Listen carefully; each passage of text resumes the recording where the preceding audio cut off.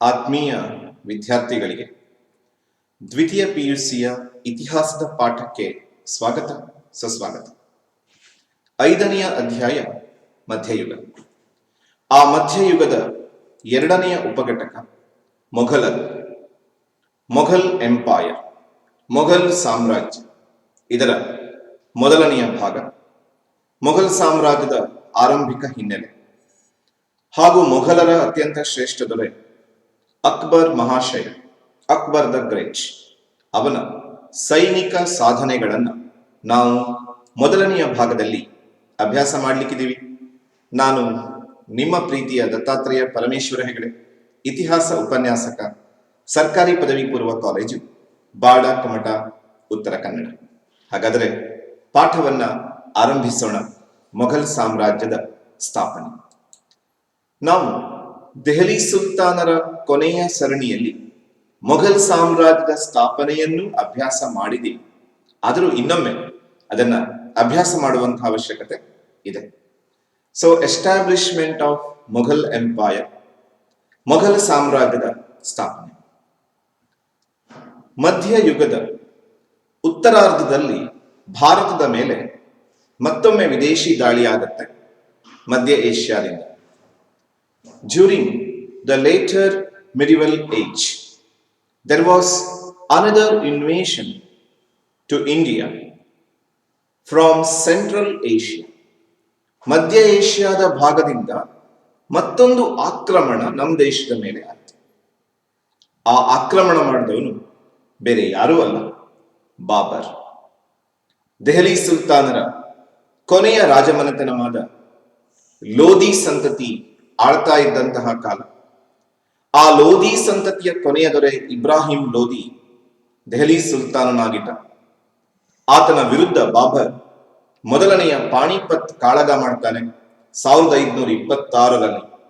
ಹಾಗೂ ಈ ಕಾಳಗ ಭಾರತದ ನಿರ್ಣಾಯಕವಾದಂತಹ ಯುದ್ಧಗಳಲ್ಲಿ ಒಂದು ಅಂತ ಅನಿಸ್ಕೊಳ್ಳುತ್ತೆ.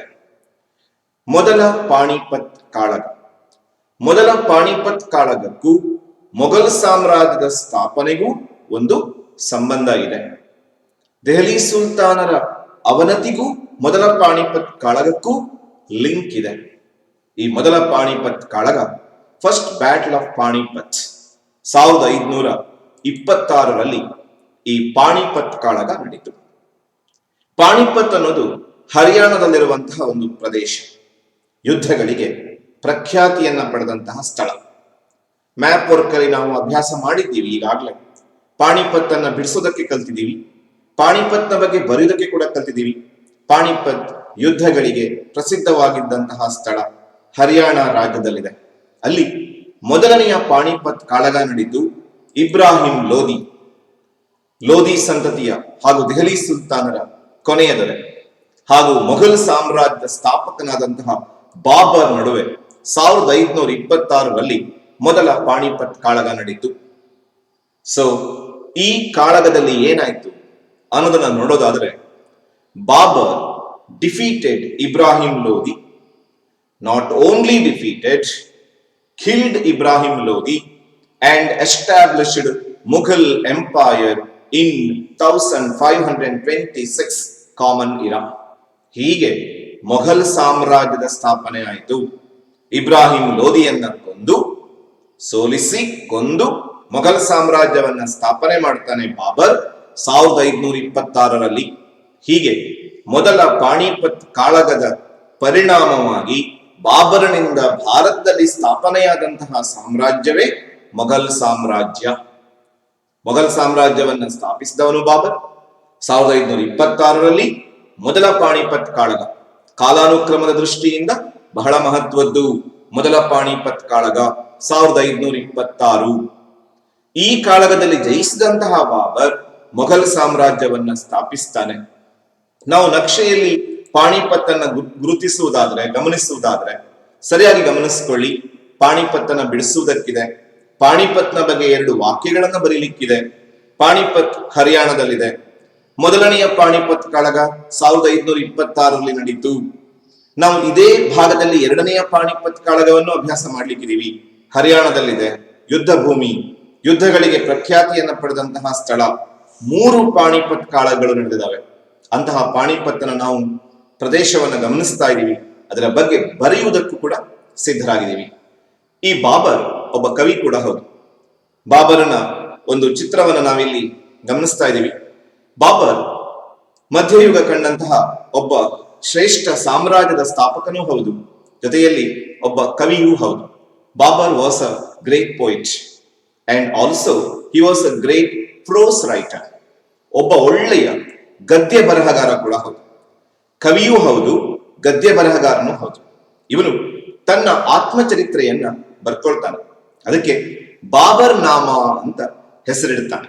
ಸೊ ಬಾಬರ್ ನಾಮ, ಬಾಬರನ ಆತ್ಮಚರಿತ್ರೆ, his autobiography is Baburnama, or Baburnama is the autobiography of Babur. ಬಾಬರನ ಆತ್ಮಚರಿತ್ರೆ Baburnama, it is in Turki language. Turki ಭಾಷೆಯಲ್ಲಿ ಈ ಬಾಬರ್ ನಾಮ ಕೃತಿ ಇದೆ ಅಂತ ನಾವು ನೋಡ್ತೀವಿ. ಹೀಗೆ ಬಾಬರ್ನ ಬಗ್ಗೆ ಒಂದು ವಿಭಿನ್ನ ದೃಷ್ಟಿಕೋನ. ಬಾಬರ್ ಒಬ್ಬ ಕವಿ, ಗದ್ಯ ಬರಹಗಾರ, ಬಾಬರ್ ನಾಮವನ್ನ ಬರೀತಾನೆ, ಅದು ಅವನ ಆತ್ಮಚರಿತ್ರೆ, ತುರ್ಕಿ ಭಾಷೆಯಲ್ಲಿದೆ. ಭಾರತದ ಇತಿಹಾಸದ ರಚನೆಯಲ್ಲಿ ಬಾಬರನ ಈ ಕೃತಿ ತುಂಬಾನೇ ಸಹಾಯ ಮಾಡುತ್ತೆ. ನಾವು ಅಭ್ಯಾಸ ಮಾಡಿದೀವಿ, ನೆನಪಿದ್ಯಾ? ಮೊದಲನೆಯ ಪಾಠದಲ್ಲಿ ವಿದೇಶಿ ಸಾಹಿತ್ಯಗಳ ಕೊಡುಗೆಗಳು, ವಿದೇಶಿ ಬರವಣಿಗೆಗಳು ನಮ್ಮ ದೇಶದ ಇತಿಹಾಸ ರಚನೆಗೆ ಹೇಗೆ ಸಹಾಯ ಮಾಡುತ್ತೆ ಅನ್ನೋದನ್ನ ಅಭ್ಯಾಸ ಮಾಡುವಾಗ ಬಾಬರ್ ನಾಮ ಮಧ್ಯಯುಗೀನ ಚರಿತ್ರೆಯನ್ನ ತಿಳ್ಕೊಳ್ಳೋದಕ್ಕೆ ಸಹಾಯ ಮಾಡುವ ಒಂದು ಶ್ರೇಷ್ಠ ಕೃತಿ ಬಾಬರ್ನಿಂದ ಬರೆಯಲ್ಪಡುತ್ತೆ. ಬಾಬರ್ ಭಾರತದಲ್ಲಿ ತುಂಬಾ ವರ್ಷಗಳ ಕಾಲ ಆಳ್ವಿಕೆ ಮಾಡೋದಕ್ಕೆ ಸಾಧ್ಯ ಆಗಲ್ಲ. 1530ರಲ್ಲಿ ಆಗ್ರಾದಲ್ಲಿ ಬಾಬರ್ ಮರಣವನ್ನ ಹೊಂದ್ತಾನೆ ಅಂತ ನೋಡ್ತೀವಿ. So Babur died in Agra in 1530. 1530ರಲ್ಲಿ ಬಾಬರ್ನ ಮರಣ ನಂತರ ಅವನ ಮಗ ಹುಮಾಯೂನ್ ಅಧಿಕಾರಕ್ಕೆ ಬರ್ತಾನೆ. He was succeeded by his son Humayun. Humayun ಮುಂದಿನ ದೊರೆ, ಮೊಘಲರ 2ನೇ ದೊರೆ ಹುಮಾಯೂನ್. 1530ರಿಂದ 1556. ಹುಮಾಯೂನ್ನ ಬಗ್ಗೆ ಒಂದು ವಿಷಯ ನೆನಪಿಟ್ಕೋಬೇಕು. ದೆಹಲಿ ಸಿಂಹಾಸನವನ್ನ ಏರಿದಂತಹ, 2 ಅವಧಿಯಲ್ಲಿ ದೆಹಲಿ ಸಿಂಹಾಸನವನ್ನ ಏರಿದಂತಹ ಭಾರತದ ಏಕೈಕ ಚಕ್ರವರ್ತಿ. 2 ಅವಧಿಗಳಲ್ಲಿ ದೆಹಲಿ ಸಿಂಹಾಸನವನ್ನ ಆಳ್ತಾನೆ. ಇವನ ಮೊದಲ ಅವಧಿ 1530ರಿಂದ 40ರವರೆಗೆ ಒಂದು ಅವಧಿ ಆದ್ರೆ 1555ರಿಂದ 56ರವರೆಗೆ ಇನ್ನೊಂದು ಅವಧಿ. ಹೀಗೆ 2 ಅವಧಿಯಲ್ಲಿ ದೆಹಲಿ ಸಿಂಹಾಸನವನ್ನ ಏರಿದಂತಹ ಏಕೈಕ ಭಾರತದ ಚಕ್ರವರ್ತಿ. ಒಂದು ಸ್ಪರ್ಧಾತ್ಮಕ ಪರೀಕ್ಷೆಯಲ್ಲಿ ಕೇಳಬಹುದಾದ ಹಿನ್ನೆಲೆಯಲ್ಲಿ ಇದನ್ನು ನಾನಿಲ್ಲಿ ಸೇರಿಸಿಕೊಂಡಿದ್ದೀನಿ. ಹುಮಾಯೂನ್ ಅತ್ಯಂತ ಅದೃಷ್ಟಶಾಲಿ ಎನ್ನುವ ಅರ್ಥವನ್ನ ಕೊಡುವ ಹೆಸರಿನವನು, ಆದರೆ ಬಹುಶಃ ಮೊಘಲರಲ್ಲಿ ಅತ್ಯಂತ ದುರದೃಷ್ಟಕಾರಿ ಅರಸರಲ್ಲಿ ಈತನೂ ಒಬ್ಬ. 2 ಅವಧಿಯಲ್ಲಿ ದೆಹಲಿ ಸಿಂಹಾಸನವನ್ನ ಏರ್ತಾನೆ. He was the only Indian ruler to ascend Delhi throne in 2 terms. 2 ಅವಧಿಗಳಲ್ಲಿ ದೆಹಲಿಯ ಸಿಂಹಾಸನವನ್ನ ಪಡೆದುಕೊಂಡಂತಹ ಏಕೈಕ ಭಾರತದ ಚಕ್ರವರ್ತಿ. ಅವನ ಮೊದಲ ಅವಧಿಯ ಕೊನೆಯಲ್ಲಿ 1540ರಲ್ಲಿ ಆತ ಶೇರ್ ಶಾ ಸೂರ್ ನೊಂದಿಗೆ ಕನೌಜ್ ಕಾಳಗ ಅಥವಾ ಬಿಲ್ಗ್ರಾಮ್ ಕಾಳಗವನ್ನ ಮಾಡ್ತಾನೆ. ಈ ಕಾಳಗ ಕೂಡ ಸ್ಪರ್ಧಾತ್ಮಕ ಪರೀಕ್ಷೆಯ ದೃಷ್ಟಿಯಿಂದ ಬಹಳ ಮಹತ್ವದ್ದು. ಈ ಯುದ್ಧದಲ್ಲಿ ಶೇರ್ ಶಾ ಸೂರ್ ಹುಮಾಯೂನ್ನನ್ನ ಸೋಲಿಸಿ ಅವನನ್ನ ರಾಜ್ಯಭ್ರಷ್ಟನನ್ನಾಗಿ ಮಾಡ್ತಾನೆ. ಅಲ್ಲಿಗೆ ಅವನ ಮೊದಲ ಟರ್ಮ್ ಮುಕ್ತಾಯಗೊಳ್ಳುತ್ತೆ ಹುಮಾಯೂನ್. ಸೊ ಹುಮಾಯೂನ್ ಕನೌಜ್ ಕಾಳಗ ಅಥವಾ ಬಿಲ್ಗ್ರಾಮ್ ಕಾಳಗದಲ್ಲಿ ಸೋಲ್ತಾನೆ ಶೇರ್ ಶಾ ಸೂರ್ನಿಂದ. He was defeated by Sher Shah Sur in 1540 in the battle of Kanauj or Bilgram, and also he lost his empire. ತನ್ನ ರಾಜ್ಯವನ್ನ ಕಳ್ಕೊಳ್ತಾನೆ. ಅಲ್ಲಿಗೆ ಬಾಬರನ ಮಗನಾದಂತಹ ಹುಮಾಯೂನ್ 1530ರಿಂದ 1540ರವರೆಗೆ ಒಂದು ಅವಧಿಯನ್ನ ಮುಗಿಸ್ತಾನೆ. ರಾಜ್ಯವನ್ನ ಕಳ್ಕೊಂಡು ಆತ ಸ್ಥಳದಿಂದ ಸ್ಥಳಕ್ಕೆ ಅಲೆಮಾರಿ ಜೀವನವನ್ನ ಸಾಗಿಸ್ತಾ ಇರ್ತಾನೆ. ಆಗ ಮತ್ತೊಮ್ಮೆ ಹುಮಾಯೂನ್ನ ಅದೃಷ್ಟ ಕುಲಾಯಿಸುತ್ತೆ. ನಾವು ಹುಮಾಯೂನ್ನ ಚಿತ್ರವನ್ನ ಇಲ್ಲಿ ಗಮನಿಸ್ತಾ ಇದ್ದೀವಿ. ಹುಮಾಯೂನ್ ಅಂತಂದ್ರೆ ಅದೃಷ್ಟಶಾಲಿ ಅಂತ ಅರ್ಥ. Humayun means lucky, but he was really unlucky ಅಂತ ಇತಿಹಾಸಕಾರರು ಹೇಳ್ತಾರೆ.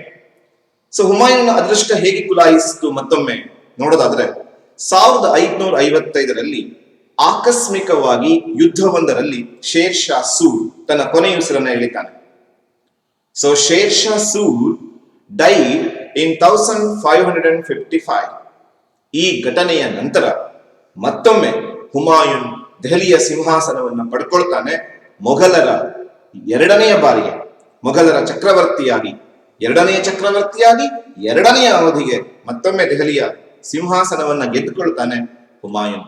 ಅಲ್ಲಿಗೆ ಹುಮಾಯೂನ್ 15 ವರ್ಷಗಳ ನಂತರ ದೆಹಲಿ ಸಿಂಹಾಸನವನ್ನ ಮರಳಿ ಪಡಿತಾನೆ. After 15 years Humayun regained the Delhi throne. So Humayun regained Delhi throne after 15 years.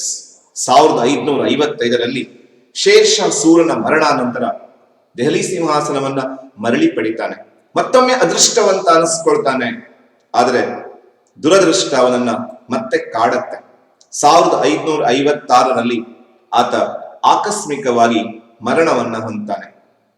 ಆತ ತನ್ನ ಗ್ರಂಥಾಲಯ ದೀನಾಪನ ಅಂತ ಆ ಗ್ರಂಥಾಲಯದಿಂದ ಇಳಿಯುವ ಸಂದರ್ಭದಲ್ಲಿ, ಮೆಟ್ಟಿಲಿಂದ ಇಳಿಯುವ ಸಂದರ್ಭದಲ್ಲಿ ಜಾರಿ ಬಿದ್ದು ಆಕಸ್ಮಿಕವಾಗಿ ಹುಮಾಯೂನ್ ತನ್ನ ಕೊನೆಯುಸಿರೆಳಿತಾನೆ 1556ರಲ್ಲಿ. So Humayun died in 1556. So ಆತನ ಮರಣವನ್ನು ನಾವು ಗಮನಿಸ್ತೀವಿ. He died suddenly. ಇದು ತುಂಬಾ ಇಂಪಾರ್ಟೆಂಟ್. ಆಕಸ್ಮಿಕವಾಗಿ he died suddenly in 1556 common ಇರಾ and was succeeded by his son Akbar. ಅವನ ಮರಣಾನಂತರ ಅಕ್ಬರ್ ಅಧಿಕಾರಕ್ಕೆ ಬರ್ತಾನೆ.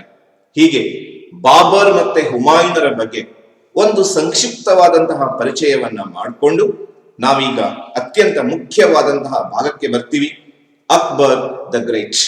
ಹುಮಾಯೂನನ ಮಗನಾಗಿ ಸಿಂಹಾಸನಕ್ಕೆ ಬಂದಂತಹ ಅಕ್ಬರ್, ಅವನ ಸೈನಿಕ ಸಾಧನೆಗಳ ಕಡೆಗೆ ನಾವು ಈ ಭಾಗದಲ್ಲಿ ಗಮನ ಕೊಡ್ತೀವಿ. So Akbar the great, Akbar ಮಹಾಶಯ, 1556ರಿಂದ 1605 ಸಾಮಾನ್ಯ ಶಕ. So Akbar the great. ಅಕ್ಬರನ ಆರಂಭಿಕ ಜೀವನದ ಬಗ್ಗೆ ಒಂದು ಚಿಕ್ಕ ಪರಿಚಯ ಮಾಡಿಕೊಂಡು ನಾವು ಅವನ ಸೈನಿಕ ವಿಜಯಗಳ ಕಡೆಗೆ ಹೋಗೋಣ. ಅಕ್ಬರ್ ಗ್ರೇಟ್ ಅಂತ ಅನಿಸ್ಕೊಂಡಂತಹ ಇತಿಹಾಸದ 4ರಲ್ಲಿ ಒಬ್ಬ. ನಾವು ನೋಡಿದೀವಿ ಇತಿಹಾಸದಲ್ಲಿ Alexander the great, Ashoka the great, Napoleon the great, ಇವರು ಇತರ ಗ್ರೇಟ್ಗಳು.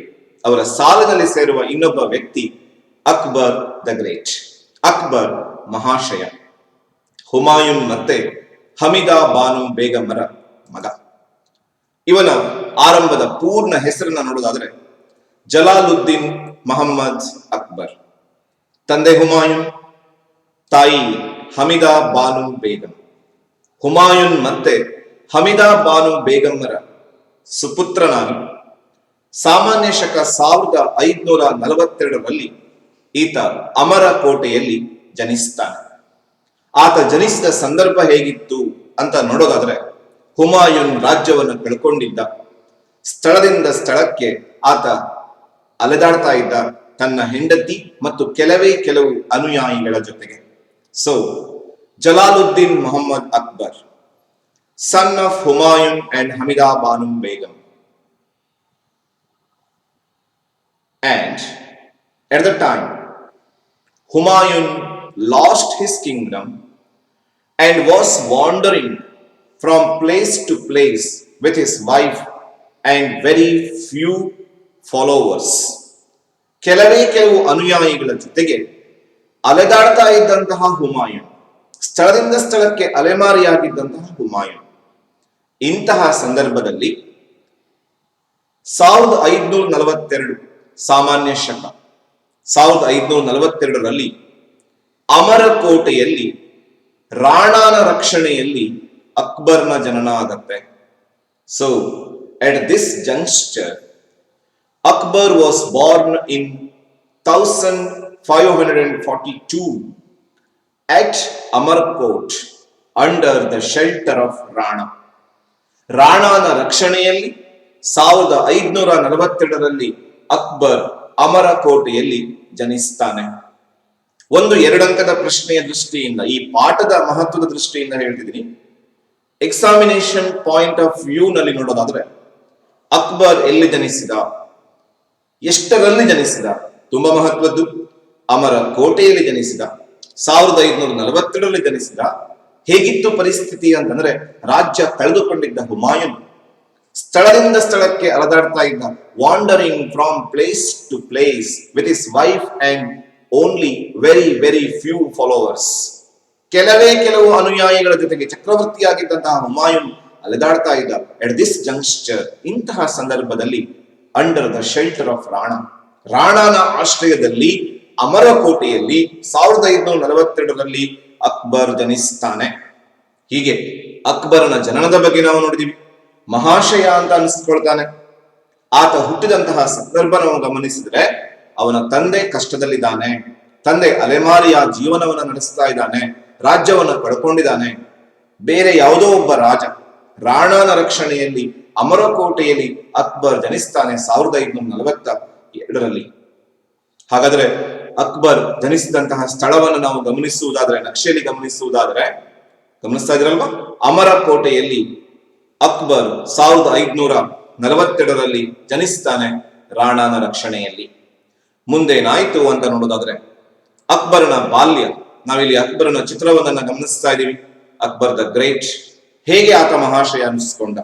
ಹುಟ್ಟಿದ ಸಂದರ್ಭ ನೋಡಿದ್ರೆ ಚಿಂತಾಜನಕವಾದಂತಹ ಪರಿಸ್ಥಿತಿ ಇದೆ. ತನ್ನ ತಂದೆ ಅಲೆಮಾರಿಯ ಬದುಕನ್ನ ಸಾಗಿಸ್ತಾ ಇದ್ದಾನೆ, ಮುಂದೇನಾಗತ್ತೆ ಅಂತ ಗೊತ್ತಿಲ್ಲ. ಇಂತಹ ಕಷ್ಟಕರ ಪರಿಸ್ಥಿತಿಯಲ್ಲಿ ಜನಿಸಿದವನು ಅಕ್ಬರ್. ಅಕ್ಬರನ ಬಾಲ್ಯ ಚೆನ್ನಾಗಿರ್ಲಿಲ್ಲ. ಯಾಕೆ ಚೆನ್ನಾಗಿರ್ಲಿಲ್ಲ, ಅವನ ಬಾಲ್ಯ ಯಾಕೆ ಉತ್ತಮವಾಗಿರ್ಲಿಲ್ಲ ಅಂದ್ರೆ, ಅವನಿಗೆ ಯೋಗ್ಯವಾದಂತಹ ಶಿಕ್ಷಣ ಸಿಗ್ಲಿಲ್ಲ, ಯೋಗ್ಯವಾದಂತಹ ತರಬೇತಿ ಸಿಗ್ಲಿಲ್ಲ. ಯಾಕೆ ಸಿಗ್ಲಿಲ್ಲ ಅಂದ್ರೆ, ಹುಮಾಯೂನನ ಶತ್ರುಗಳ ಕಿರುಕುಳ ಒಂದು ಕಡೆ, ಹಾಗೂ ನಂಬಲಿಕ್ಕೆ ಅರ್ಹರಲ್ಲದ ಅವನ ಅನುಯಾಯಿಗಳ ಕಿರುಕುಳ ಇನ್ನೊಂದು ಕಡೆ. ಹಾಗಾಗಿ ಅಕ್ಬರನ ಬಾಲ್ಯ ಉತ್ತಮವಾಗಿರ್ಲಿಲ್ಲ. His childhood was spent in great miseries. ಅತ್ಯಂತ ದುಃಖಮಯವಾಗಿತ್ತು ಇವನ ಬಾಲ್ಯ. Great miseries, infested by Humayun's enemies and untrustworthy followers. ಅವನ ನಂಬಿಕೆಗೆ ಅರ್ಹರಲ್ಲದ ಅವನ ಅನುಯಾಯಿಗಳ ಹಾಗೂ ಅವನ ಶತ್ರುಗಳ ಕಿರುಕುಳದಿಂದಾಗಿ ಶಿಕ್ಷಣ ಸಿಗಲಿಲ್ಲ ಅಕ್ಬರನಿಗೆ, ತರಬೇತಿ ಸಿಗಲಿಲ್ಲ. ಹೀಗೆ ತನ್ನ ಬಾಲ್ಯವನ್ನ ಆತ ಯಶಸ್ವಿಯಾಗಿ ಉತ್ತಮವಾದಂತಹ ತರಬೇತಿಯಿಂದ ಪೂರ್ಣಗೊಳಿಸುವುದಕ್ಕೆ ಸಾಧ್ಯ ಆಗಲಿಲ್ಲ ಅಕ್ಬರನಿಗೆ. Hence Akbar was deprived of education and political training. ಅವನಿಗೆ ರಾಜಕೀಯ ತರಬೇತಿಯೂ ಸರಿಯಾಗಿ ಸಿಗಲಿಲ್ಲ, ವಿದ್ಯಾಭ್ಯಾಸವೂ ಸಿಗಲಿಲ್ಲ. ಈ ವಿಷಯ ಯಾಕೆ ಮಹತ್ವದ್ದಾಗತ್ತೆ ಅಂದ್ರೆ, ಇಂತಹ ಕಷ್ಟಕರ ಸಂದರ್ಭದಲ್ಲಿ, ಬಾಲ್ಯ ಉತ್ತಮವಾಗಿಲ್ಲದ ಸಂದರ್ಭದಲ್ಲಿ, ಯೋಗ್ಯ ತರಬೇತಿ ಇಲ್ಲದೆಯೇ, ಸೂಕ್ತವಾದಂತಹ ಶಿಕ್ಷಣವೂ ಇಲ್ಲದೆಯೇ, ತನ್ನ ತಂದೆಯ ಶತ್ರುಗಳ ಬಾಧೆಯ ನಡುವೆ, ನಂಬಲಿಕ್ಕೆ ಅರ್ಹರಲ್ಲದ ಅನುಯಾಯಿಗಳ ಕಿರುಕುಳದ ಮಧ್ಯೆ ಬಾಳಿ ಬದುಕಿ ಬೆಳೆದವನು ಅಕ್ಬರ್. ಹಾಗಾಗಿ ಅವನ ಬಾಲ್ಯದ ಆ ಕಷ್ಟಕರ ಜೀವನ ಅವನಿಗೊಂದು ಅದ್ಭುತ ಪಾಠ ಕಲಿಸುತ್ತೆ, ಮಹಾಶಯನನ್ನ ರೂಪಿಸುತ್ತೆ. ಹೀಗೆ ಅಕ್ಬರನ ಬಾಲ್ಯದ ಬಗ್ಗೆ ನಾವು ನೋಡ್ತಾ ಇದ್ದೀವಿ. ಅಕ್ಬರ್ನ ಆರಂಭಿಕ ಹಿನ್ನೆಲೆಯನ್ನು ನಾವು ನೋಡ್ತಾ ಇದ್ದೀವಿ. ಅಕ್ಬರ್ ಅಮರಕೋಟೆಯಲ್ಲಿ 1542ರಲ್ಲಿ ರಾಣಾನ ರಕ್ಷಣೆಯಲ್ಲಿ ಜನಿಸ್ತಾನೆ. ತಂದೆ ಹುಮಾಯೂನ್, ತಾಯಿ ಹಮಿದಾ ಬಾನು ಬೇಗಂ. ಆರಂಭದಲ್ಲಿ ಸೂಕ್ತ ಶಿಕ್ಷಣವೂ ಇಲ್ಲ, ತರಬೇತಿಯೂ ಇಲ್ಲ. ಜೊತೆಯಲ್ಲಿ ಅವನ 14ನೇ ವಯಸ್ಸಿನಲ್ಲಿ ತನ್ನ ತಂದೆಯನ್ನ ಕಳ್ಕೊತಾನೆ ಹಾಗೂ ಆತ ಅಧಿಕಾರಕ್ಕೆ ಬರ್ತಾನೆ. After the death of his father, ತನ್ನ 14ನೇ ವಯಸ್ಸಿನಲ್ಲಿ, ತನ್ನ ತಂದೆಯ ಮರಣಾನಂತರ, he was forced to accede at an early age of 14 years after the death of his father. ತನ್ನ ತಂದೆಯ ಮರಣಾನಂತರ ತನ್ನ ಚಿಕ್ಕ ವಯಸ್ಸಿನಲ್ಲಿ, at the age of 14, 14ನೇ ವಯಸ್ಸಿಗೆ ಆತ ಸಿಂಹಾಸನಕ್ಕೆ ಬರ್ತಾನೆ.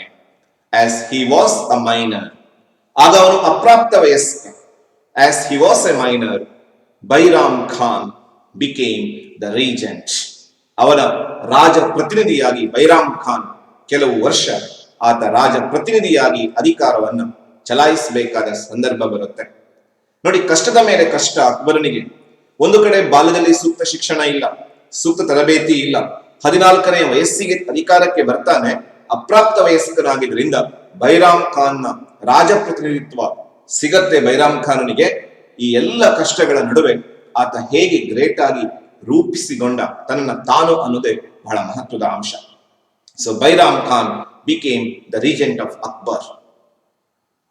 ಈ ಆರಂಭದ ಮಾಹಿತಿಯನ್ನ ತಿಳ್ಕೊಂಡು ನಾವು ಅಕ್ಬರನ ಸೈನಿಕ ಸಾಧನೆಯ ಕಡೆಗೆ ಬರಬೇಕು. ಮಿಲಿಟರಿ ಅಚೀವ್ಮೆಂಟ್ಸ್ ಆಫ್ ಅಕ್ಬರ್, ಅಕ್ಬರನ ಸೈನಿಕ ಸಾಧನೆಗಳು. First point, second battle of Panipat, ಎರಡನೆಯ ಪಾಣಿಪತ್ ಕಾಳಗ 1556. ಈ ಎರಡನೆಯ ಪಾಣಿಪತ್ ಕಾಳಗವನ್ನ ಯಾಕೆ ಮಾಡಬೇಕಾಯ್ತು ಅಕ್ಬರ್? ಮೊದಲನೆಯ ಪಾಣಿಪತ್ 1526. ಸರಿಯಾಗಿ 30 ವರ್ಷಗಳ ನಂತರ 1556ರಲ್ಲಿ ಎರಡನೆಯ ಪಾಣಿಪತ್ ಕಾಳಗ ನಡೆಯುತ್ತೆ. ಇದು ಮತ್ತೊಂದು ನಿರ್ಣಾಯಕ ಯುದ್ಧ. ಯಾರ್ಯಾರ ನಡುವೆ ನಡೆಯಿತು? ಅಕ್ಬರ್ ಮತ್ತು ಹೇಮು. ಯಾರಿವನು ಹೇಮು? ಹೇಮು ಅನ್ನೋನು ಬಂಗಾಳದ ಮೊಹಮ್ಮದ್ ಆದಿಲ್ ಶಾನ ರಾಜ್ಯಪಾಲ, ಪ್ರಧಾನಮಂತ್ರಿ ಹೀಗೆ ಅನಿಸ್ಕೊಂಡವನು ಹೇಮು. ಪ್ರಧಾನಮಂತ್ರಿಯಾಗಿದ್ದವನು ಮೊಹಮ್ಮದ್ ಆದಿಲ್ ಶಾ, ಬಂಗಾಳದ ಮೊಹಮ್ಮದ್ ಆದಿಲ್ ಶಾನ ಪ್ರಧಾನಮಂತ್ರಿಯಾಗಿದ್ದವನು. ರಾಜ್ಯಪಾಲದ ನಾವು ಬಿಟ್ಬಿಡೋಣ, ಪ್ರಧಾನಮಂತ್ರಿಯಾಗಿದ್ದವನು ಹೇಮು. ಸೊ ಈ ಹೇಮು ಮೊಘಲ್ ರಾಜ್ಯದ ಮೇಲೆ ಆಕ್ರಮಣ ಮಾಡ್ತಾನೆ. So Hemu prime minister of Muhammad Adil Shah of Bengal attacked and captured Delhi and Agra from Mughal governor Tardi Beg. ಈ ಮಹತ್ವಾಕಾಂಕ್ಷೆಯುಳ್ಳಂತಹ ವ್ಯಕ್ತಿ ಇವನು ಹೇಮು ಅಂದ್ರೆ. ಅವನು ಮೊಹಮ್ಮದ್ ಆದಿಲ್ ಶಾನ ಪ್ರಧಾನಮಂತ್ರಿಯಾಗಿ ಆತ ದೆಹಲಿ ಮತ್ತೆ ಆಗ್ರಾಗಳ ಮೇಲೆ ಆತ ಅಟ್ಯಾಕ್ ಮಾಡ್ತಾನೆ. ಹಾಗೂ ತರ್ದಿ ಬೇಗ್ ಮೊಘಲ್ ರಾಜ್ಯಪಾಲ ಇದ್ದ, ಅವನನ್ನ ಸೋಲಿಸಿ ಆಗ್ರಾ ಮತ್ತು ದೆಹಲಿಗಳನ್ನ ವಶಪಡಿಸಿಕೊಳ್ತಾನೆ. ಈಗ ಅಳಿವು ಉಳಿವಿನ ಪ್ರಶ್ನೆ ಅಕ್ಬರನಿಗೆ. ಯಾಕೆಂದ್ರೆ ಹೇಮು ಬಹಳ ಪ್ರಸಿದ್ಧನಾದಂತಹ ವ್ಯಕ್ತಿ, ಆ ಕಾಲದಲ್ಲಿ ತುಂಬಾ ಸಮರ್ಥನಾದಂತಹ ಸೇನಾನಿ. ಜೊತೆಯಲ್ಲಿ ಆತ ಆಲ್ರೆಡಿ ದೆಹಲಿ ಮತ್ತೆ ಆಗ್ರಾಗಳನ್ನ ಗೆದ್ಕೊಂಡಿದ್ದಾನೆ. ಈಗ ಉಳಿದಿರೋದು ಅಕ್ಬರ್ ನಂತರ ಪಂಜಾಬ್ ಮಾತ್ರ. ಸೊ ಇಂತಹ ಕ್ಲಿಷ್ಟಕರ ಸಂದರ್ಭದಲ್ಲಿ ಅಕ್ಬರ್ ಎರಡನೆಯ ಪಾಣಿಪತ್ ಕಾಳಗ ಮಾಡಬೇಕಾಗತ್ತೆ. ಸೊ ಎರಡನೇ ಪಾಣಿಪತ್ ಕಾಳಗದ ಸಂದರ್ಭವನ್ನು ಗಮನಿಸಿ. ಬಂಗಾಳದ ಮೊಹಮ್ಮದ್ ಆದಿಲ್ ಶಾನ ಪ್ರಧಾನಮಂತ್ರಿ ಹೇಮು ಮೊಘಲ್ ಸಾಮ್ರಾಜ್ಯದ ಮೇಲೆ ಅಟ್ಯಾಕ್ ಮಾಡ್ತಾನೆ. ದೆಹಲಿ ಮತ್ತೆ ಆಗ್ರಾಗಳನ್ನ ಮೊಘಲ್ ರಾಜ್ಯಪಾಲ ತರ್ದಿ ಬೇಗನಿಂದ ಗೆದ್ದುಕೊಳ್ತಾನೆ. ಹಾಗೂ ತನ್ನನ್ನು ತಾನು ರಾಜ ವಿಕ್ರಮಾದಿತ್ಯ ಅಂತ ಕರೆಕೊಳ್ತಾನೆ. So Hemu, the prime minister of Mohammad Adil Shah of Bengal, attacked and captured Delhi and Agra from Mughal governor Tardi Beg and assumed the title Raja Vikramaditya. ರಾಜ ವಿಕ್ರಮಾದಿತ್ಯ ಅನ್ನುವ ಬಿರುದನ್ನ ಪಡ್ಕೊಂಡಿದ್ದಾನೆ ಹೇಮು. ನಾವೊಂದು ನಕ್ಷೆಯಲ್ಲಿ ಇದನ್ನ ಸೂಕ್ತವಾಗಿ ಗಮನಿಸುವುದಾದ್ರೆ, ಬಂಗಾಳದಲ್ಲಿದ್ದಂತಹ ಮೊಹಮ್ಮದ್ ಆದಿಲ್ ಶಾ, ಆ ಮೊಹಮ್ಮದ್ ಆದಿಲ್ ಶಾನ ಪ್ರಧಾನಮಂತ್ರಿ ಹೇಮು. ಹೇಮು ಮೊಘಲ್ ಸಾಮ್ರಾಜ್ಯದ ಮೇಲೆ ಆಕ್ರಮಣ ಮಾಡ್ತಾನೆ. ಆಗ ಮೊಘಲರ ರಾಜ್ಯಪಾಲನಾಗಿದ್ದವನು ತರ್ದಿ ಬೇಗ್ ಅಂತ. ತರ್ದಿ ಬೇಗನಿಂದ ದೆಹಲಿಯನ್ನ ಜೊತೆಯಲ್ಲಿ ಆಗ್ರಾವನ್ನ ವಶಪಡಿಸಿಕೊಳ್ತಾನೆ ಹೇಮು. ಜೊತೆಯಲ್ಲಿ he assumed the title Raja Vikramaditya. Raja Vikramaditya ಎನ್ನುವ ಬಿರುದನ್ನ ಗಳಿಸಿಕೊಳ್ತಾನೆ ಹೇಮು. ಹಾಗಾದ್ರೆ ಈ ಸಂದರ್ಭದಲ್ಲಿ ಅಕ್ಬರ್ ಎಲ್ಲಿದ್ದ? Akbar was in Punjab. ಅಕ್ಬರ್ ಪಂಜಾಬ್ ಅಲ್ಲಿದ್ದ. And his political condition was critical. ಅವನ ರಾಜಕೀಯ ಸ್ಥಿತಿ ಚಿಂತಾಜನಕವಾಗಿತ್ತು. ಅಕ್ಬರನ ಪರಿಸ್ಥಿತಿ ಚಿಂತಾಜನಕವಾಗಿದೆ. ಯಾಕೆಂದ್ರೆ ದೆಹಲಿ ಕೈತಪ್ಪು ಹೋಗಿದೆ, ಆಗ್ರಾ ಕೈತಪ್ಪು ಹೋಗಿದೆ, ಹೇಮು ಎರಡನ್ನ ವಶಪಡಿಸಿಕೊಂಡಿದ್ದಾನೆ. ಇನ್ನು ಅಪ್ರಾಪ್ತ ವಯಸ್ಕ ಬಾಬರನ ಮೊಮ್ಮಗನಾದಂತಹ ಅಕ್ಬರ್ ಇನ್ನು ಅಪ್ರಾಪ್ತ ವಯಸ್ಕ, ಕೇವಲ 14 ವರ್ಷ ಅವನಿಗಾಗ. ಇಂತಹ ಸಂದರ್ಭದಲ್ಲಿ ಅಕ್ಬರ್ ಹೇಮುವನ್ನ ಎದುರಿಸಬೇಕಾಗಿತ್ತು ಎರಡನೆಯ ಪಾಣಿಪತ್ ಕಾಳಗದಲ್ಲಿ. ಅಲ್ಲಿಗೆ ಅಕ್ಬರನಿಗೆ ಸಹಾಯಕ್ಕೆ ನಿಲ್ತಾನೆ ಈ ಸಂದರ್ಭದಲ್ಲಿ ಬೈರಾಮ್ ಖಾನ್. ಇವನ ರಾಜಪ್ರತಿನಿಧಿಯಾಗಿದ್ದಂತಹ ಬೈರಾಮ್ ಖಾನ್ ಅಕ್ಬರನಿಗೆ ಸಹಾಯ ಮಾಡುತ್ತಾನೆ. So Bairam Khan helped to Akbar to fight against Hemu in the battle of second Panipat. ಎರಡನೆಯ ಪಾಣಿಪತ್ ಕಾಳಗದಲ್ಲಿ ಅಕ್ಬರನಿಗೆ ಸಹಾಯ ಮಾಡ್ತಾನೆ. Bairam Khan helped Akbar to fight against Hemu in second battle of Panipat. ಹಾಗಾದ್ರೆ ಯುದ್ಧ ಏನಾಯಿತು? ಯುದ್ಧವನ್ನು ಗಮನಿಸಿದ್ರೆ ಈ ಯುದ್ಧದಲ್ಲಿ ನಿಶ್ಚಯವಾಗಿ ಹೇಮು ಗೆಲ್ಲುವುದರಲ್ಲಿದ್ದ. ಆದರೆ ದುರದೃಷ್ಟ ಹೇಮುವನ್ನ ಕಾಡಿತು. ಅಕ್ಬರನನ್ನ ಅದೃಷ್ಟ ಕೈ ಹಿಡಿದು ಮುಂದಕ್ಕೆ ಕರ್ಕೊಂಡು ಹೋಯಿತು. ವಿಜಯದ ಸನಿಹದಲ್ಲಿದ್ದಂತಹ ಹೇಮುವಿನ ಕಣ್ಣಿಗೆ ಬಾಣವೊಂದು ತಗುಲಿ ಆತ ಪ್ರಜ್ಞಾಶೂನ್ಯನಾಗಿ ಕೆಳಗೆ ಬೀಳ್ತಾನೆ. So Hemu, when Hemu was on the verge of victory, he was struck in the eye by an arrow and became unconscious. ಆತ ಪ್ರಜ್ಞಾಶೂನ್ಯನಾಗಿ ಕೆಳಗಡೆ ಬೀಳ್ತಾನೆ. ನಮ್ಮ ದೇಶದ ಸೈನ್ಯದಲ್ಲಿ ಒಂದು ದೊಡ್ಡ ಮೈನಸ್ ಪಾಯಿಂಟ್, ಯಾವಾಗ ನಾಯಕ ಸೋತನೋ ಆ ಸೈನ್ಯ ದಿಕ್ಕಾಪಾಲಾಗಿ ಓಡೋದಕ್ಕೆ ಶುರು ಮಾಡುತ್ತೆ. ನಾಯಕನಿಲ್ಲದ ಹೇಮುವಿನ ಸೈನ್ಯ ದಿಕ್ಕಾಪಾಲಾಗಿ ಓಡೋದಕ್ಕೆ ಶುರು ಮಾಡುತ್ತೆ. So leaderless Hemu's army fled away. ಹೇಮುವಿನ ಸೈನ್ಯ ದಿಕ್ಕಾಪಾಲಾಗಿ ಓಡೋದಕ್ಕೆ ಶುರು ಮಾಡುತ್ತೆ. ಹಾಗೂ ಬೈರಾಮ್ ಖಾನ್ ಕಿಲ್ಡ್ ಹೇಮುವನ್ನ ಬೈರಾಮ್ ಖಾನ್ ಕೊಲ್ತಾನೆ. And Akbar recaptured Delhi and Agra. ಇದು ಎರಡನೆಯ ಪಾಣಿಪತ್ ಕಾಳಗ, ಮೊಘಲ ಸಾಮ್ರಾಜ್ಯದ ಉಳಿವಿಗೆ ಕಾರಣವಾದಂತಹ ಯುದ್ಧ. ಒಂದು ವೇಳೆ ಸೋತಿದ್ರೆ ಆ ಸಾಮ್ರಾಜ್ಯ ವಿನಾಶದ ಅಂಚಿಗೆ ಬಂದು ನಿಲ್ತಿತ್ತೇನೋ. ಸದ್ಯಕ್ಕೆ ಎರಡನೆಯ ಪಾಣಿಪತ್ ಕಾಳಗ 1556ರಲ್ಲಿ ಅಕ್ಬರ್ ಮತ್ತು ಹೇಮುವಿನ ನಡುವೆ ನಡೆಯಿತು. ಎರಡನೆಯ ಪಾಣಿಪತ್ ಕೂಡ ಕಾಲಾನುಕ್ರಮ ದೃಷ್ಟಿಯಿಂದ ತುಂಬಾನೇ ಮಹತ್ವದ್ದು. ಯಾರ್ಯಾರ ನಡುವೆ ನಡೆಯಿತು ನೆನಪಲ್ಲಿಟ್ಕೊಂಡಿರಿ, ಅಕ್ಬರ್ ಮತ್ತು ಹೇಮು. ಅಕ್ಬರ್ನಿಗೆ ಸಹಾಯ ಮಾಡಿದವನು ಬೈರಾಮ್ ಖಾನ್, ಹಾಗೂ ಹೇಮು ಮೊಹಮ್ಮದ್ ಆದಿಲ್ ಶಾನ ಪ್ರಧಾನಮಂತ್ರಿ. ದೆಹಲಿ ಮತ್ತೆ ಆಗ್ರಾಗಳನ್ನು ಗೆದ್ದುಕೊಂಡು ರಾಜ ವಿಕ್ರಮಾದಿತ್ಯ ಅಂತ ಹೆಸರುವಾಸಿಯಾಗಿದ್ದ, ಬಿರುದನ್ನು ಗಳಿಸಿಕೊಂಡಿದ್ದ ಹಾಗೂ ವಿಜಯದ ಸನಿಹದಲ್ಲಿದ್ದ. ಆದರೆ ಅವನ ಕಣ್ಣಿಗೆ ಬಾಣ ತಗುಲಿ ಪ್ರಜ್ಞಾಶೂನ್ಯನಾಗಿದ್ದು ಅಕ್ಬರನಿಗೆ ವರದಾನ ಆಯಿತು. ಅವನ ಸೈನ್ಯ ಪಲಾಯನ ಮಾಡೋದಕ್ಕೆ ಶುರು ಮಾಡಿತು. ಹೇಮುವನ್ನ ಬೈರಾಮ್ ಖಾನ್ ಕೊಲ್ತಾನೆ ಹಾಗೂ ಅಕ್ಬರ್ ದೆಹಲಿ ಮತ್ತು ಆಗ್ರಾಗಳನ್ನ ಮರಳಿ ವಶಪಡಿಸಿಕೊಳ್ತಾನೆ.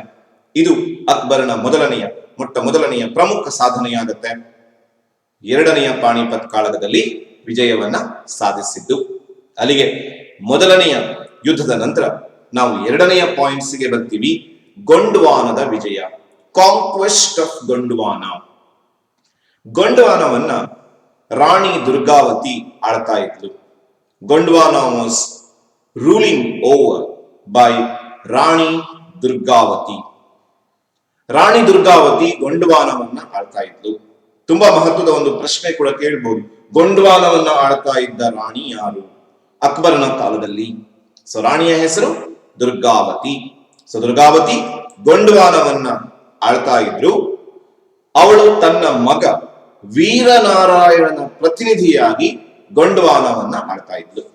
ಇದನ್ನ ಗೆಲ್ಲಬೇಕು ಅಂತ ಹೇಳಿ ಅಕ್ಬರ್ ಅಸಫ್ ಖಾನ್ ಎಂಬ ತನ್ನ ಸೇನಾನಿಯನ್ನ ಕಳಿಸಿಕೊಡ್ತಾನೆ. ದುರ್ಗಾವತಿ ತನ್ನೆಲ್ಲ ಶೌರ್ಯವನ್ನ ಪಣಕ್ಕಿಟ್ಟು ಹೋರಾಡಿ ಯುದ್ಧದಲ್ಲಿ ಸೋಲನ್ನು ಅನುಭವಿಸ್ತಾಳೆ. ಹಾಗೂ ಗೊಂಡ್ವಾನ ಅಕ್ಬರನ ಕೈವಶ ಆಗತ್ತೆ, ಮೊಘಲ್ ಸಾಮ್ರಾಜ್ಯದ ಒಂದು ಭಾಗವಾಗತ್ತೆ. ಅಲ್ಲಿಗೆ ಗೊಂಡ್ವಾನದ ವಿಜಯ. ಗೊಂಡ್ವಾನವನ್ನ ರಾಣಿ ದುರ್ಗಾವತಿ ಆಳ್ತಾ ಇದ್ಲು. ತನ್ನ ಪುತ್ರ ವೀರನಾರಾಯಣನ ಪ್ರತಿನಿಧಿಯಾಗಿ ಆಳ್ವಿಕೆ ನಡೆಸ್ತಾ ಇದ್ಲು. ಅವಳು as a regent of her son Veeranarayana, she was ruling over Gondwana as the regent of her son Veeranarayana. ತನ್ನ ಮಗನ ಸಲುವಾಗಿ, ಮಗನ ಪ್ರತಿನಿಧಿಯಾಗಿ ಆಳ್ವಿಕೆಯನ್ನ ನಡೆಸ್ತಾ ಇದ್ಲು ರಾಣಿ ದುರ್ಗಾವತಿ. ಸೊ ಯುದ್ಧದಲ್ಲಿ ಸೋಲ್ತಾಳೆ ಮತ್ತು ಯುದ್ಧದಲ್ಲಿ ತನ್ನ ಮರಣವನ್ನ ಪ್ರಾಪ್ತ ಮಾಡಿಕೊಳ್ತಾಳೆ Durgavati. So Durgavati died in the battle. ಹಾಗೂ ಗೊಂಡ್ವಾನವನ್ನ ಅಕ್ಬರ್ ತನ್ನ ಸಾಮ್ರಾಜ್ಯದೊಳಗೆ ಸೇರಿಸಿಕೊಳ್ತಾನೆ.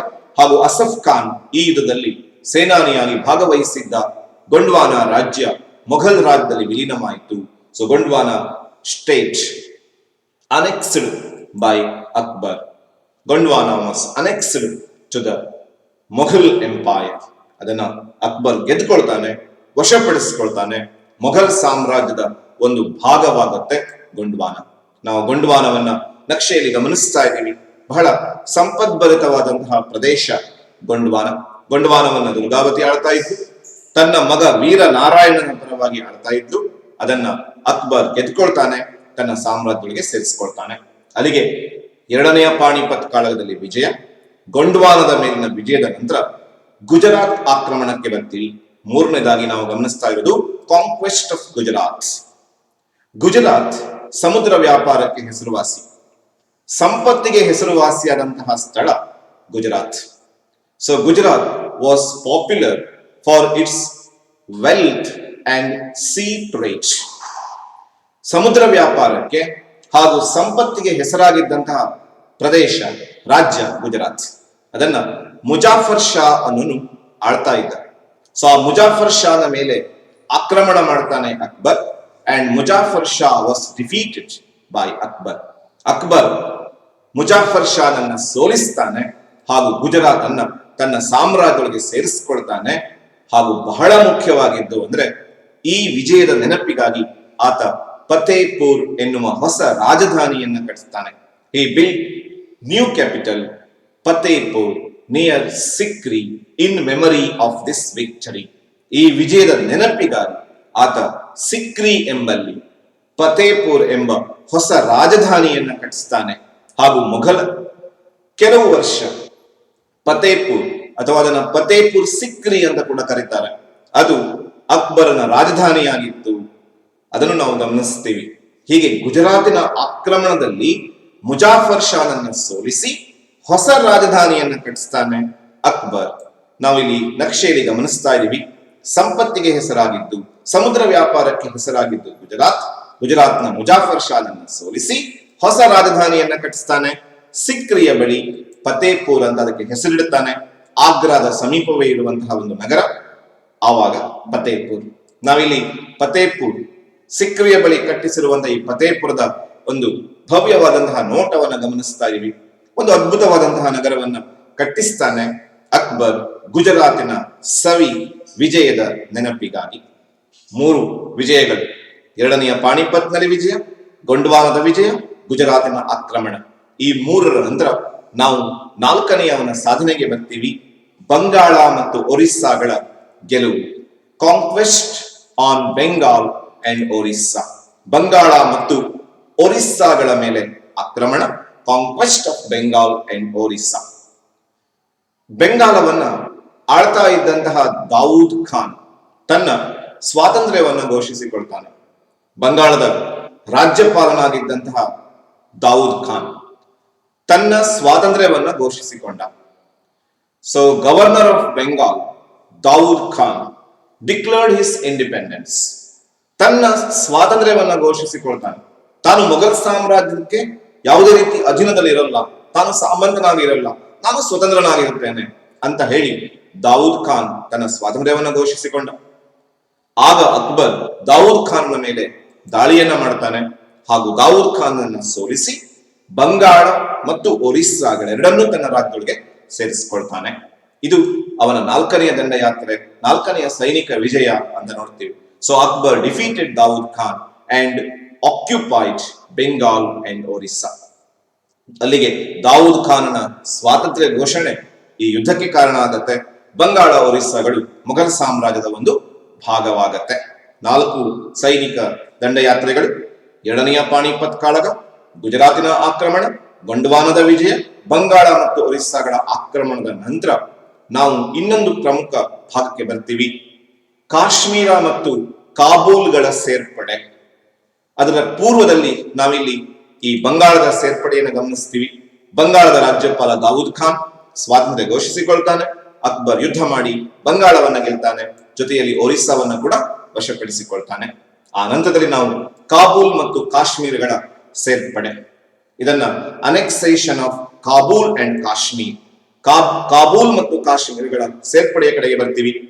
ಕಾಬೂಲ್ ಅನ್ನ ಇವನ ಮಲ ಸಹೋದರ ಹಕೀಂ ಮಿರ್ಜಾ ಅನ್ನೋನು ಆಳ್ತಾ ಇದ್ದ.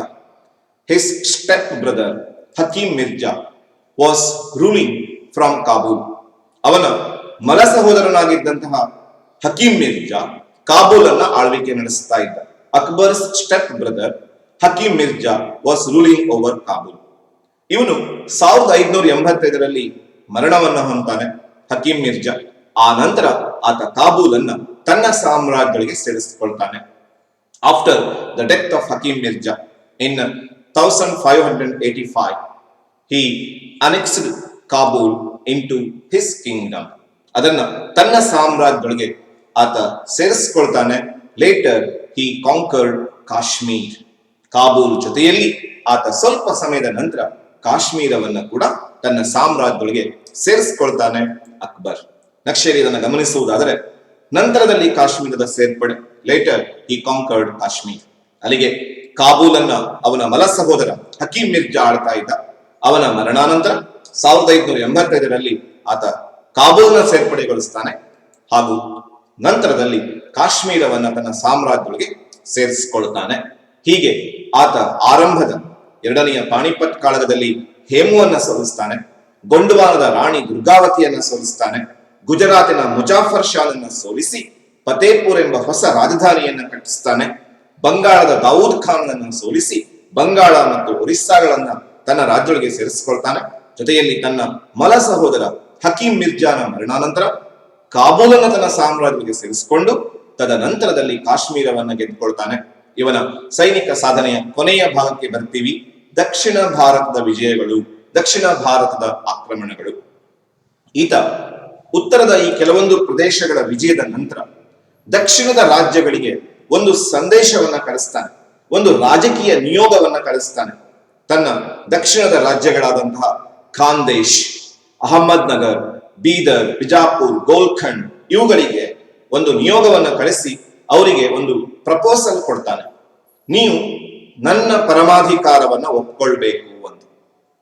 ಹಾಗಾದ್ರೆ ಅವು ಒಪ್ಕೊಂಡ್ವಾ ಇಲ್ವಾ ಅನ್ನೋದನ್ನು ನಾವೀಗ ಗಮನಿಸಬೇಕು. ಯಾವೆಲ್ಲ ರಾಜ್ಯಗಳಿಗೆ ಆತ ತನ್ನ ರಾಜಕೀಯ ನಿಯೋಗವನ್ನ ಕಳಿಸ್ತಾನೆ ಅಂತ ನೋಡೋದಾದ್ರೆ, ಕಾಂಕ್ವೆಸ್ಟ್ ಆಫ್ ಸೌತ್ ಇಂಡಿಯಾದಲ್ಲಿ ಬೀದರ್ನಿಗೆ ಆತ ರಾಜಕೀಯ ನಿಯೋಗವನ್ನ ಕಳಿಸ್ತಾನೆ. ಅಹಮದ್ ನಗರಕ್ಕೆ, ಖಾಂದೇಶಕ್ಕೆ ಆತ ತನ್ನ ರಾಜಕೀಯ ನಿಯೋಗವನ್ನ ಕಳಿಸ್ತಾನೆ, ಅಹಮದ್ ನಗರಕ್ಕೆ ಕಳಿಸ್ತಾನೆ. ಅಹಮದ್ ನಗರದ ನಂತರ ಬಿಜಾಪುರ್ ಮತ್ತು ಗೋಲ್ಖಂಡಗಳಿಗೆ ಆತ ರಾಜಕೀಯ ನಿಯೋಗಗಳನ್ನ ಕಳಿಸ್ತಾನೆ. ಈ ರಾಜಕೀಯ ನಿಯೋಗಗಳನ್ನ ಕಳಿಸುವ ಮೂಲಕವಾಗಿ ತನ್ನ ಸಾರ್ವಭೌಮತ್ವವನ್ನು ಒಪ್ಪಿಕೊಳ್ಳಿ ಅನ್ನೋದಾಗಿ ಆತ ಒಂದು ಆದೇಶವನ್ನು ಕೊಡ್ತಾನೆ. So Akbar sent political missions to south Indian states like Bidar, Khandesh, Ahmednagar, Golconda and Bijapur to accept his sovereignty. ತನ್ನ ಸಾರ್ವಭೌಮತ್ವವನ್ನ ಒಪ್ಪಿಕೊಳ್ಳಿ ಅಂತ ಒಂದು ಆದೇಶವನ್ನ ನಿಯೋಗದ ಮೂಲಕ ಕಳಿಸಿಕೊಡ್ತಾನೆ ಅಕ್ಬರ್. ಹಾಗಾದ್ರೆ ಈ ಆದೇಶಕ್ಕೆ ಈ ರಾಜ್ಯಗಳು ಒಪ್ಪಿಕೊಂಡವೆ ಇಲ್ವೇ ಅನ್ನೋ ಪ್ರಶ್ನೆಯನ್ನ, ಅದಕ್ಕೆ ಉತ್ತರವನ್ನ ಕಂಡುಕೊಳ್ಳುವ ಪೂರ್ವದಲ್ಲಿ ನಾವೊಂದ್ಸಲ ನಕ್ಷೆಯಲ್ಲಿ ಗಮನಿಸೋಣ.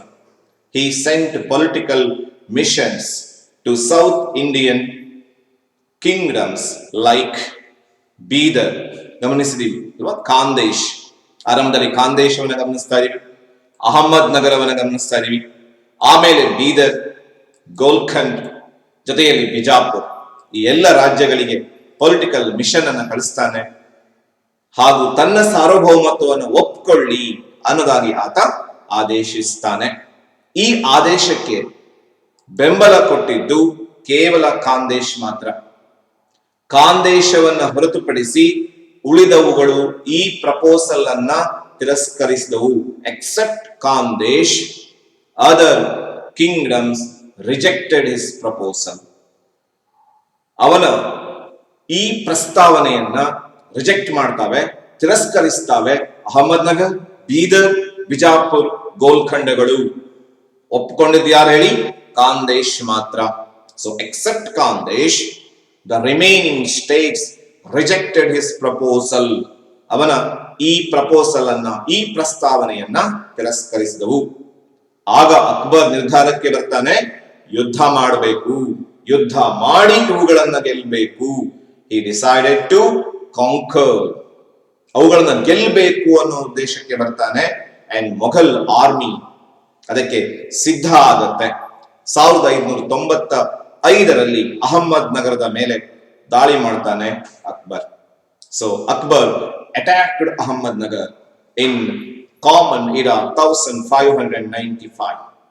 ಆಗ ಅಹಮದ್ ನಗರವನ್ನ ಚಾಂದ್ ಬೀಬಿ ಅನ್ನೋಳು ಆಳ್ತಾ ಇದ್ಲು. ಚಾಂದ್ ಬೀಬಿ ವೀರಾವೇಶದಿಂದ ಹೋರಾಡ್ತಾಳೆ, ಆದ್ರೆ ಸೋತ್ ಹೋಗ್ತಾಳೆ. So Chand Bibi bravely fighted against the Mughal attack and she was failed to succeed. ಆದರೆ ಅದರಲ್ಲಿ ಯಶಸ್ವಿ ಆಗಲಿಲ್ಲ Chand Bibi. So Chand Bibi bravely fought against the Mughal attack but failed. ವೀರಾವೇಶದಿಂದ ಹೋರಾಡ್ತಾಳೆ ಚಾಂದ್ ಬೀಬಿ, ಆದರೆ ಅದರಲ್ಲಿ ಯಶಸ್ವಿ ಆಗಲ್ಲ. ಆಸ್ ದ ರಿಸಲ್ಟ್, ಈ ದಾಳಿಯ ಪರಿಣಾಮವಾಗಿ ಬೀದರ್ ಮತ್ತು ಅಹಮದ್ ನಗರಗಳು ಅಕ್ಬರನ ಸಾಮ್ರಾಜ್ಯದ ವಶ ಆಗತ್ತೆ. ಹೀಗೆ ದಕ್ಷಿಣದಲ್ಲಿ ಖಾಂದೇಶ್ ಆಲ್ರೆಡಿ ಅವನ ಪ್ರಪೋಸಲ್ ಅನ್ನ ಏನ್ ಮಾಡಿದೆ, ಪುರಸ್ಕರಿಸಿದೆ. ಬೀದರ್ ಈಗ ವಶವಾಗಿದೆ, ಅಹಮದ್ ನಗರ ಕೂಡ ವಶವಾಗಿದೆ. ಹೀಗೆ ದಕ್ಷಿಣದಲ್ಲಿ ಖಾಂದೇಶ್ ಬೀದರ್ ಅಹಮದ್ ನಗರವನ್ನ ಎತ್ಕೊಂಡು ತನ್ನ ಸಾಮ್ರಾಜ್ಯದೊಳಗೆ ಸೇರಿಸ್ಕೊಳ್ತಾನೆ ಅಕ್ಬರ್. ಹೀಗೆ ಅಕ್ಬರನ ದಕ್ಷಿಣದ ದಂಡಯಾತ್ರೆಯಲ್ಲಿ ನಾವು ಗಮನಿಸಬೇಕು. ಆತ ಒಂದು ರಾಜಕೀಯ ನಿಯೋಗವನ್ನ ಕಳಿಸ್ತಾನೆ, ತನ್ನ ಸಾರ್ವಭೌಮತ್ವವನ್ನು ಒಪ್ಪಿಕೊಳ್ಳಿ ಅನ್ನುವಂತಹ ಒಂದು ಪ್ರಸ್ತಾವನೆಯನ್ನ ಕೊಡ್ತಾನೆ. ಬೀದರ್ಗೆ ಕೊಡ್ತಾನೆ, ಖಾಂದೇಶಕ್ಕೆ ಕೊಡ್ತಾನೆ, ಅಹಮದ್ ನಗರಕ್ಕೆ ಕೊಡ್ತಾನೆ, ಬಿಜಾಪುರಕ್ಕೆ ಕೊಡ್ತಾನೆ, ಗೋಲ್ಕಂಡಕ್ಕೆ ಕೊಡ್ತಾನೆ. ಖಾಂದೇಶ ಮಾತ್ರ ಒಪ್ಕೊಳ್ಳುತ್ತೆ, ಉಳಿದ ಒಪ್ಕೊಳ್ಳಲ್ಲ. ಯುದ್ಧಕ್ಕೆ ಬರ್ತಾನೆ, ಅಹಮದ್ ನಗರದ ಮೇಲೆ ಆಕ್ರಮಣ ಮಾಡ್ತಾನೆ 1595ರಲ್ಲಿ.